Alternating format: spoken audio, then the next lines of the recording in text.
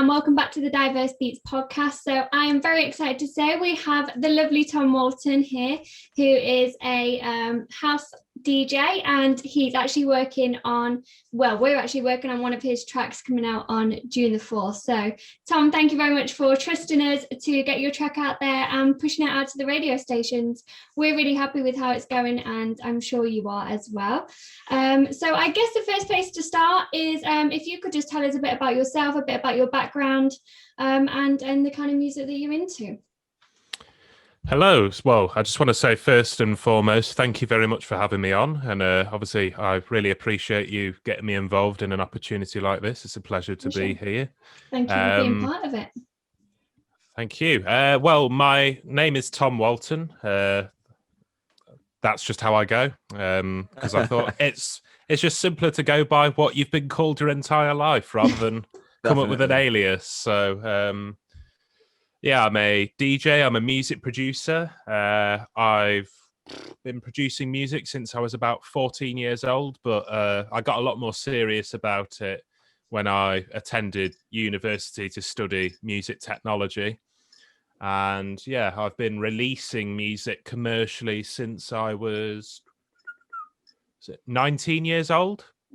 Yeah, 19. Perfect. Yeah, I started in my second year of uni, and I started off just doing like independent releases, and I still do a blend of probably independent releases, but then over the last year or so I've started pushing more towards like label releases as I've got better at producing and built up more contacts and stuff. Yeah. That's Perfect. Brilliant. And so your album Sonic Limbo dropped in February. So what was kind of your writing process behind that? Was that done in a studio? Was it done in your home studio? And kind of what inspired the album? So studio wise, I'm in the place where I'm sat right now. This is my home studio. It's Lovely. just it's a converted bedroom, but hey, It does the job though. It does the job, right? It does the job, yeah. As you can see. Well, I don't know if people just listen or other people view. For people who might just be listening, there is a sound booth to what is my left behind me. That's a like recording booth that I built. I've also got a DJ setup in here. So brilliant. So when I've done, well, just general like rehearsals, practice, and then obviously some live streams in the last year or so of no gigs, and then I've got all my equipment as well. So obviously I produce mostly on software, but I've got a few like synthesizers and what do you have? Which synth do you have? Synths. So I've got a Korg Micro Korg. Lovely. I've got a Arturia Micro Freak. It's like a little compact. Yeah. It's only like 25 keys or something, but I thought, I don't know, might as well buy one. And then well, I started off really as a guitarist, so again there's guitars. That's it.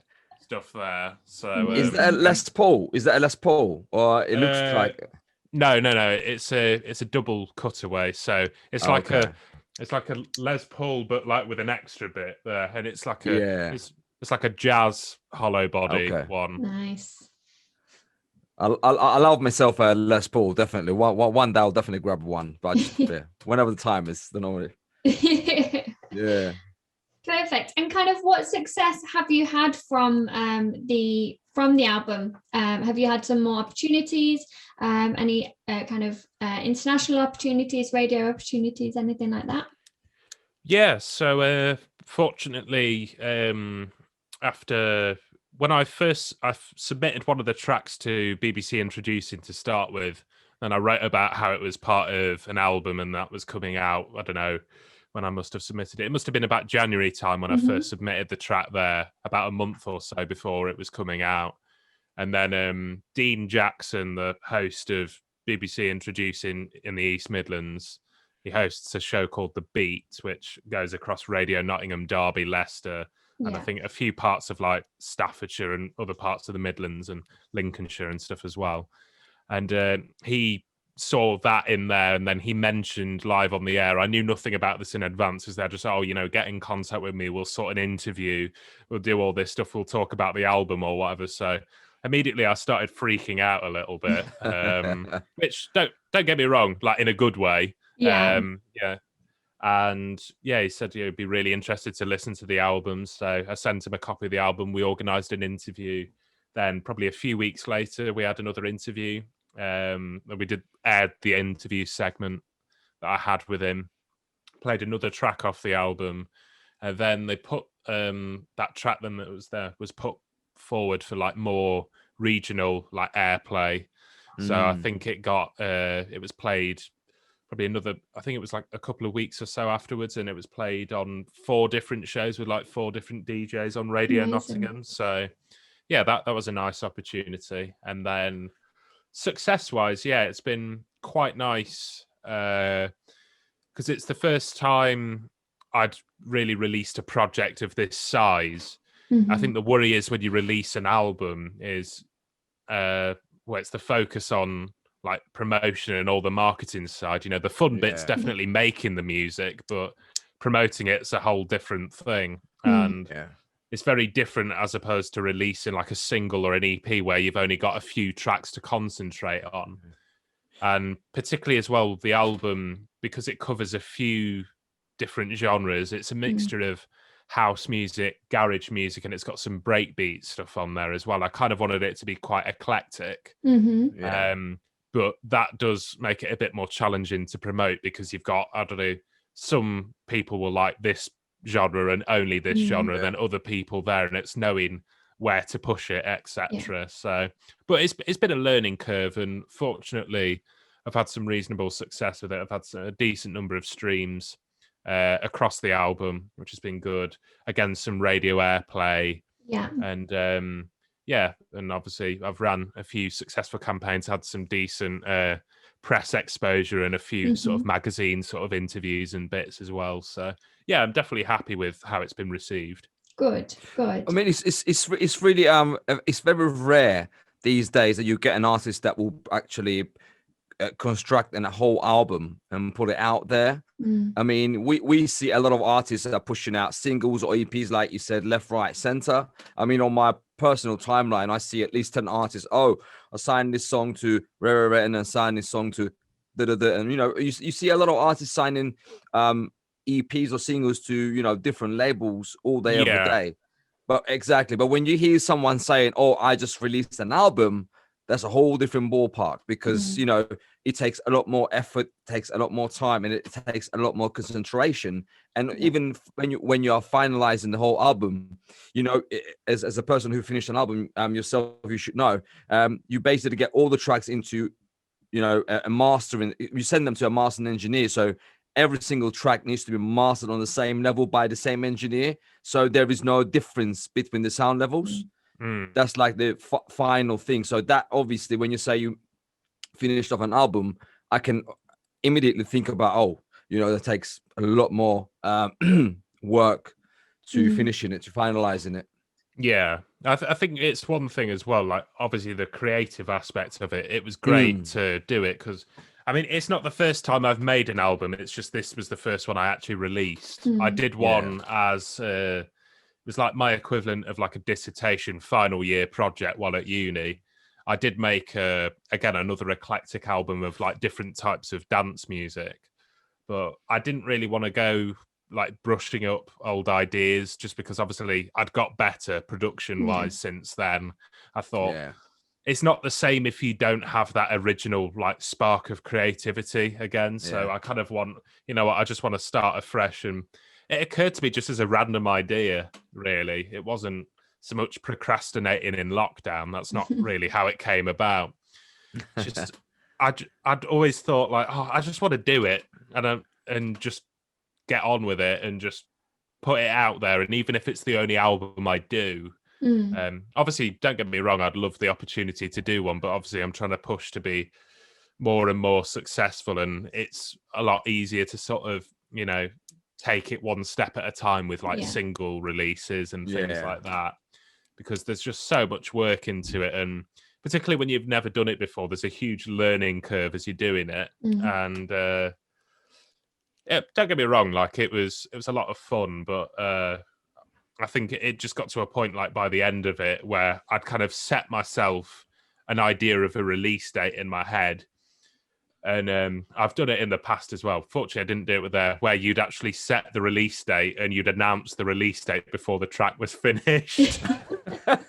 And I've done it a few times, and it was there just almost like to put a bit of pressure on yourself. I wouldn't recommend it, but I've done it there where, and I don't know, probably looking back on it was probably a bit arrogant because you thought you didn't think of, possible technical problems if say inexperience, let's just say inexperience, not arrogant, but inexperience. You didn't know, but then you learned.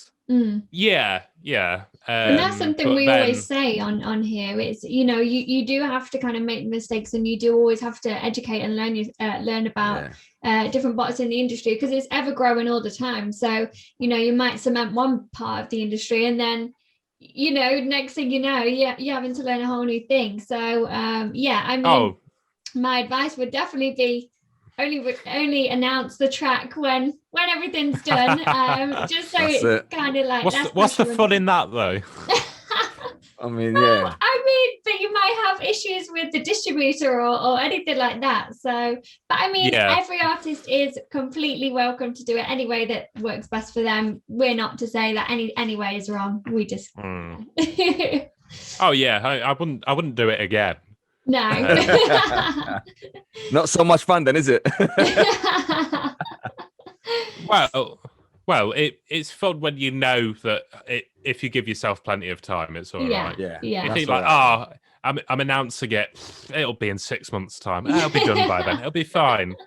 Whatever. It's definitely pushing it a bit when you're like, I'm announcing it. It's going to come out in 3 weeks, and you're like, oh God, yeah. Well, moving on to a track that we have released, you do know is completely done. As I said at the very start of this podcast, you have got your brand new track, Why Should I Be, coming out on the 4th of June. So will you be playing this at your Iron Apple and Cyprus shows in September?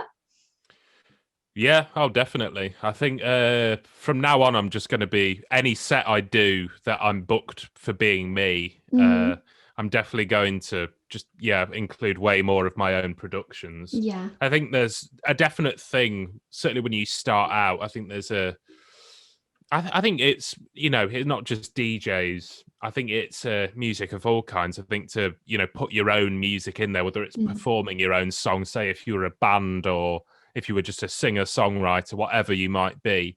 I think there's always a bit of like, you're always a bit apprehensive when it comes to putting one of your own things in there, but particularly as a DJ, obviously your job is to play to a room and make people dance. And if you make dance music and then all of a sudden people stop dancing, you think, what's happened? Like, why is this? I don't like this. Or you might worry, like production wise, it might not sound up to scratch and, be able to compete on a level with those like commercial and like top notch professional productions, particularly as well if you do it yourself, like this track I'm releasing, fully independent release. So it's kind of like it's all on me in that sense, which gives you great freedom to be able to do what you want when you want, but it means all the workload's on you.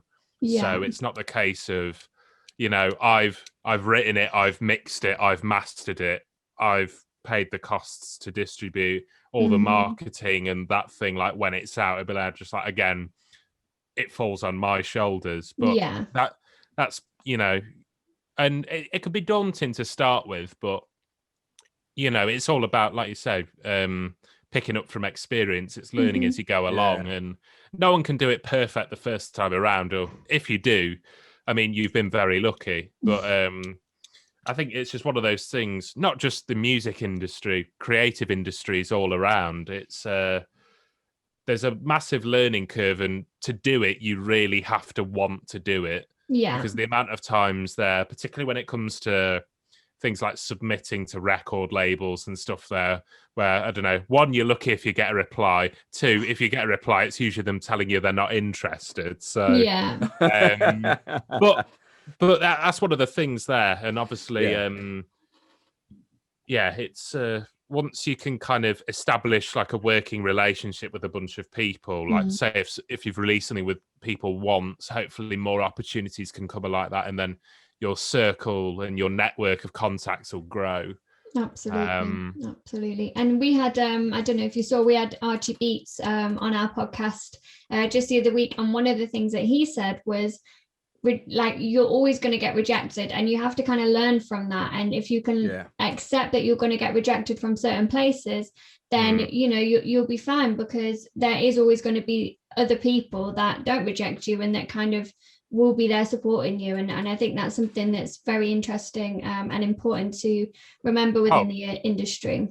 Oh yeah, absolutely. And I mean, don't get me wrong, like everyone's human at the end of the day. Like when you do get rejected and stuff, like, it can sometimes be soul crushing, but it's one of those things, sadly, in this world, it's a competitive industry. You've got to expect it. You can be the top of your game. You could be the best person. You could be the best in this field, whatever. There'll be some point in there. Everyone might be saying yes to them now, but there was a time before they were just struggling to prove themselves and prove what they could do. Definitely. So, like, when everyone's just like, well, but no one says no to them, it's just like at some point somebody did. Yeah. And I'm sure it was more than one. Yeah. Definitely. It's just, as you go along, you just start becoming building like a bulletproof. The answer no. And then you start understanding, okay, cool. They say no to me. They are saying no to me right now, but there's a reason. So you start digging and trying to get down to the bottom of the reason why they said no, and you start understanding, because at the time you're not at the level that they require to be. Yeah, so you start building. You know what I mean? So you start building, and becoming better at your craft. And once you reach to their level, then you get the answer yes. When will that happen? Nobody knows, but it will happen if you just don't give up. Yeah. Definitely. It's all about persistence. It's that's it. You've got to be able to take 99 years to get that one yes. Yeah, definitely. So it's kind of, So I mean, with recent productions that I've done, like I've gone more along kind of like trying to balance it a bit more, like have like maybe one label release, one independent release.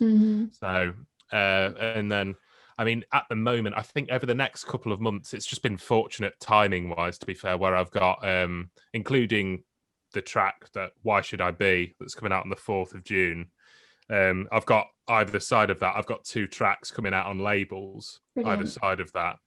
And one is like with a label I've previously released with, and it wasn't even a case, now that I know these people and now that I know them, like they approach me. So you never know what might come once you can build like something exactly. there. They were literally like, we've got this EP with various artists coming out. Your last like EP did well with us. Like, we're really happy to have you on board. We love to see what you're doing, etc. Whatever. They reached out to me and I thought, well, yeah, of course I want to be on that project. It's another opportunity.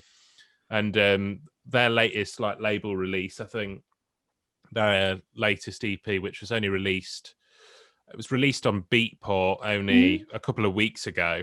And then I think it's come out on all the other digital platforms since. They did like a Beatport and like DJ platform exclusive to start with. Yeah. But I think they peaked at like number 22 on the global house chart. So that's no subgenres. That's like all there. And I think, if they can keep that momentum up and then to be part of something that potentially could, match that level with a team of people who have managed to get it to that stage, and to think it's almost like an honor to be part of something like that. Not almost an honor, it is. It is an honor, definitely. And then I've got another label release coming out. It's 2 weeks exactly after Why Should I Be comes out. Cool. And I mean, I was a bit skeptical. They were saying like, we'll probably push for like a June, July release date. And I thought, please don't come out the same day I'm releasing a single. Please don't come out. I can't be dealing with like two tracks at once. Yeah. Just like, oh, by the way, this one's also out today if you want to check that out. But no, that one's like 2 weeks after, which I'd say it's pretty close together, but it's enough time. I think, again, it's another summer sounding track, and that's been signed to that's been signed to a label called Purple Tea Records, which is a label in Canada. Okay. And yeah, it was kind of weird when that all sort of like came together. Like obviously I'd been pushing for like a label release, so like I'm glad it had happened, but it was kind of had quite a few labels who say they were interested, but it was narrowing it down to what you felt was most appropriate to pick. And because particularly as well, labels, they all do different things, like with how they promote. Everyone thinks, oh, you've released with a label. They're just like, oh, it's good. It's all the same. It's just like, it's not. They've all got different strategies. They've all got different platforms that they might prefer. Certainly with, obviously I can only speak for kind of like house music labels. I no longer produce any other sort of genre. I did when I was at uni. I did a bit more. But what is your dream label? What is your dream label?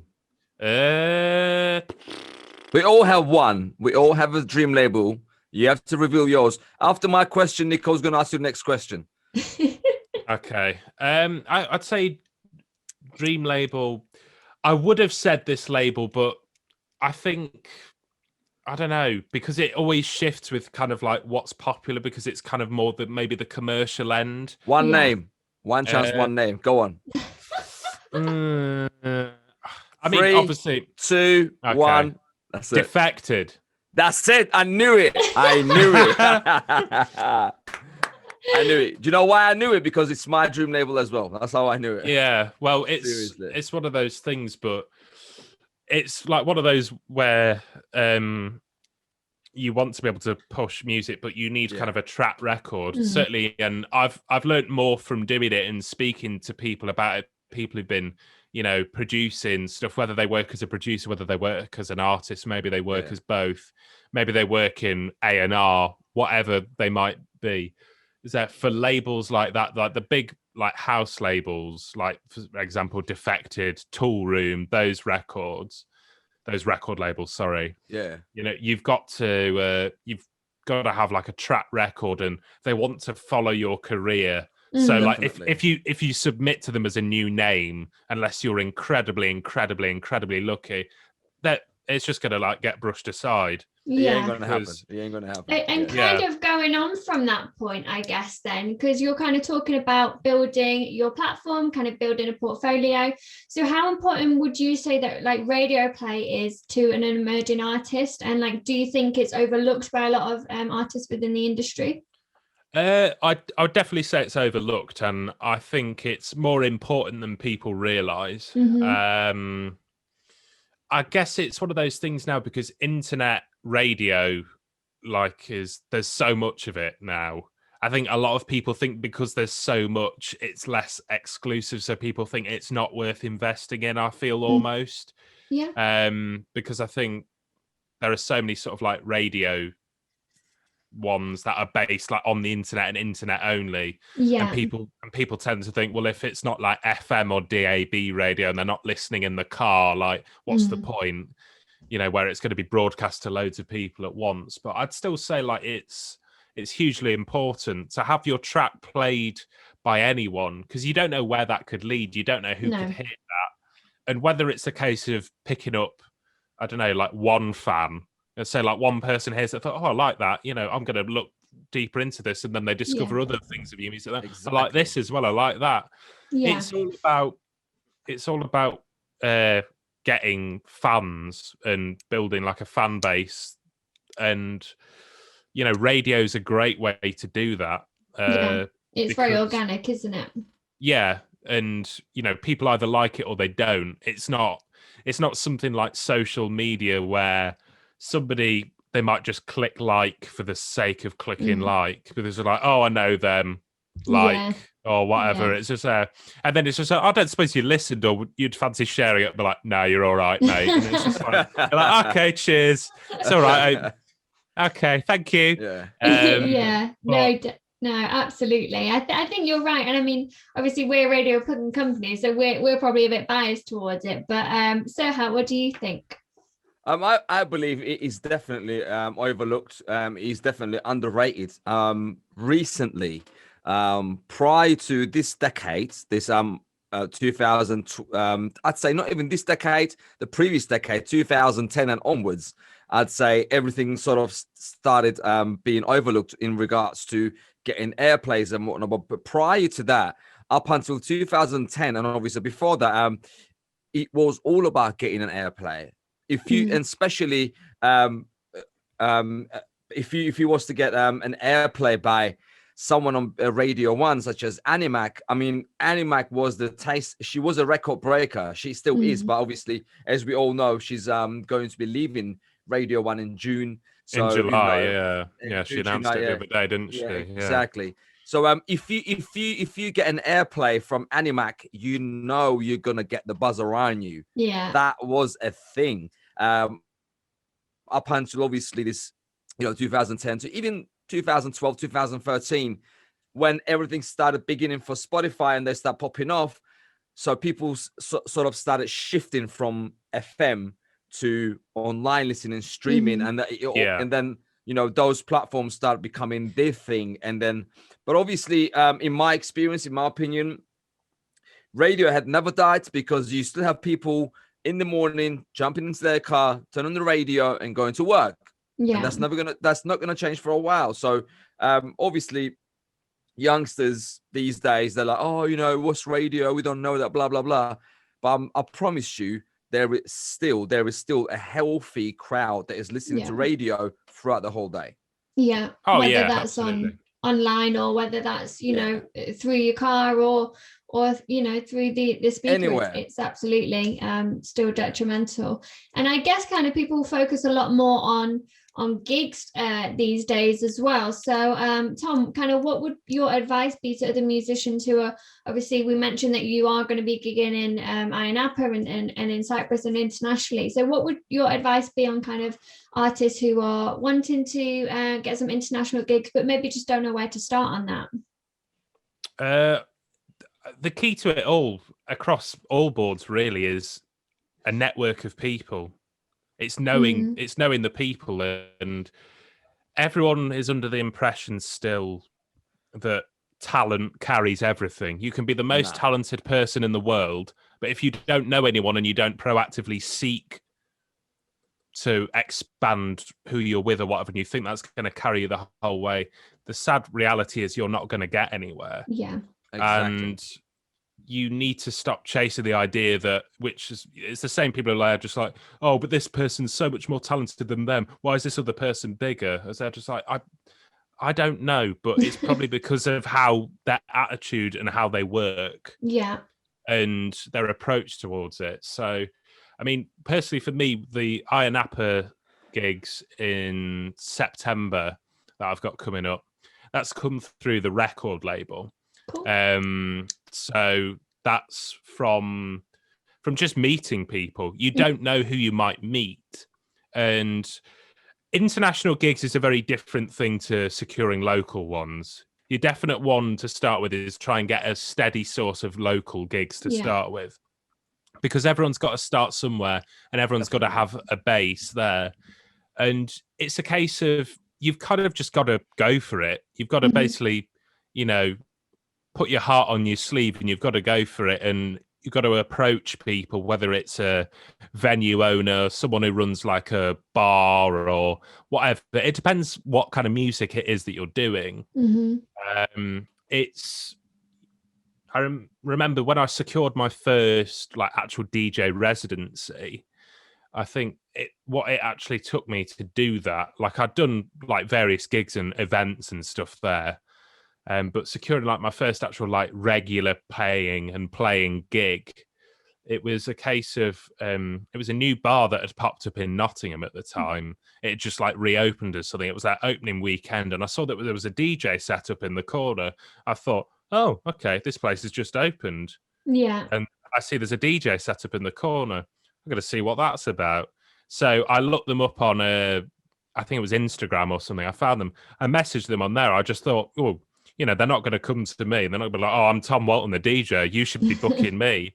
You've got to approach them. So it's a case of, I understand it can be quite daunting, and it's, you're not sure how it's going to be perceived, because I think there's something as well that a lot of people are then like, oh, I don't want to have to ask for things because it makes me look like I'm desperate, or it makes me look like I'm a bit like I'm begging or something, etc. Yeah, but otherwise, how are people going to know? How else are you going to make the connection? How else are you supposed to connect with new people if you don't approach them? You could be as talented as you want. You can be like the best guitar player, the best singer. If you're not recording a video of yourself doing your thing and putting it out there, no one's going to know what you're about. Yeah. So... I think that's definitely a big thing. It's reaching out and just going for it. So getting in contact with somebody there. Like I said, I just sent them a message on Instagram and they got back to me. They just said, oh, okay, yeah, we'll bear that in mind. Do you want to come in for a meeting with like one of our managers or whatever? And it actually went, and I went to and I went and had a face-to-face meeting with this guy about it, and then he said just like, yeah, we'll do like a trial, like taster night thing, see how it goes, see what people think, see how it's going down, and then we'll take it from there. And like it still works like that quite a lot most of the time. And it was a case of he liked what I was doing, and it was just like, yeah, I want you on board. And it's as simple as that. And then you might have people who come in, or there might be other DJs in like the roster or whatever, and then you start maybe covering a slot for them, and it's like, oh, sorry, I can't do this one. Do you fancy taking the gig? I mean, I can only really talk from experience-wise from the DJ field. But I imagine it's a fairly similar principle. Obviously, I know, like with bands and stuff. Well, one, you've got to be in a band if you're in a band, and everyone's got to be on board with wanting to do the gigs. Because there are a lot of people who they're happy to, strum a guitar and have a little sing song and everything, and like, let's do rehearsals, and then you suggest the idea, why don't we see if we can get a gig? And other people, and they start looking at each other like, what do you mean a gig? It's like, do you not want to play live? Instead of like, oh, I'm just doing this for fun. And it's kind of, I think you've got to make sure people are on the same page as you. Yeah, absolutely. With that respect.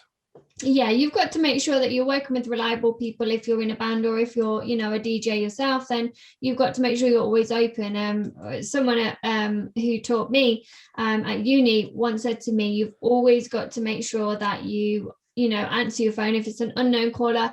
I know a lot of them are cold callers, but you never know, it might just be that one person. I think it was Stormzy or Skepta, I can't remember who, but they had a phone call come in, and they were having they weren't planned at this gig, and then they needed another headliner, and then they called him, and then just off the off chance he answered the phone, and he was on a headline gig. So it's important that you're always open and you're always kind of ready for new opportunities, and you're able to do that. But I mean, Tom, it's been an absolute pleasure talking to you. I really, really appreciate all the insight that you've given and everything like that. So thank you very much. And we're really excited to obviously have the release of Why Should I Be? It's a personal favourite of mine. I'm ready for summer, ready for the track to come out. So yeah, best of luck with everything. And thank you very much. Yeah, thank you for joining, Tom. Thank you for joining. We love having you. Definitely, wasn't it? It was a great podcast. Definitely.